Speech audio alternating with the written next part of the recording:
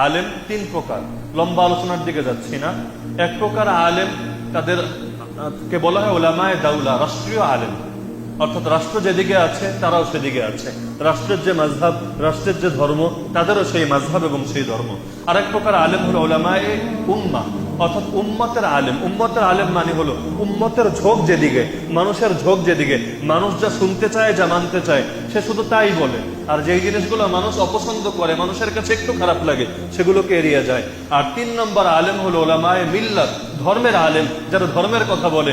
উম্মত কি ভালো লাগলো বা না লাগলো, রাষ্ট্র কি বললো না বললো, দেখার বিষয় না। তা আলেমদের তিন শ্রেণী: উলামায়ে মিল্লাত, ধর্মের আলেম; উলামায়ে উম্মত, উম্মতের আলেম; উলামায়ে দাওলা, রাষ্ট্রের আলেম।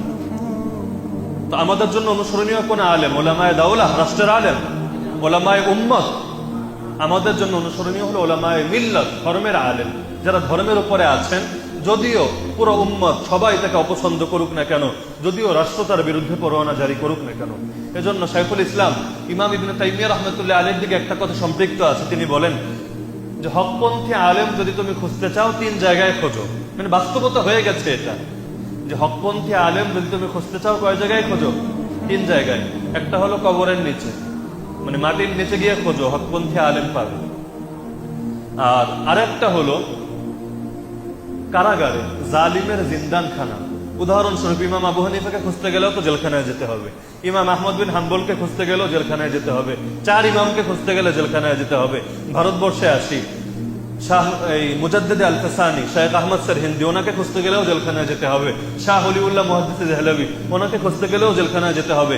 দারুল উলুম দেওবন্দের প্রতিষ্ঠাতা কাসেম নানতাবী রাহমাতুল্লাহ আলাইহি, ওনাকে খুঁজতে গেলেও জেলখানায় যেতে হবে। তো যুগে যুগে এটাই বাস্তবতা হয়ে গেছে। ইমাম বুখারীর মতো মানুষ দেশ থেকেই বের করে দেওয়া হয়েছে, বহিষ্কার।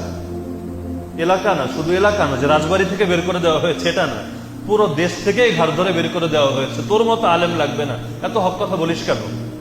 তো যুগে যুগে এটাই হলো বাস্তবতা হয়ে দাঁড়িয়েছে বিভিন্ন ক্ষেত্রে। তো তিনি বলেন, যদি হকপন্থী আলেম খোঁজো, এক নম্বর হলো মাটির নিচে, দুই নম্বর হলো জালিমের জিন্দানখানা, জেলখানা, আর তিন নম্বর হলো জিহাদের ময়দানে। ওনার যুগের হিসাবে তাতারি রাজ্যের সঙ্গে তখন যুদ্ধ চলছিল, মুসলমানদের উপর জিহাদ ফরজে আইন ছিল। তো সেই সময়ে যে ফরজে আইন ছেড়ে অন্য কোনো কাজে ব্যস্ত থাকে, তো ফরজে আইনের উপর জেনেই সে আবার কিসের আলেম? তো আল্লাহ তাআলা আমাদেরকে বিষয়গুলো সঠিকভাবে জানার, বোঝার এবং আমল করার তৌফিক দান করুন। আমিন।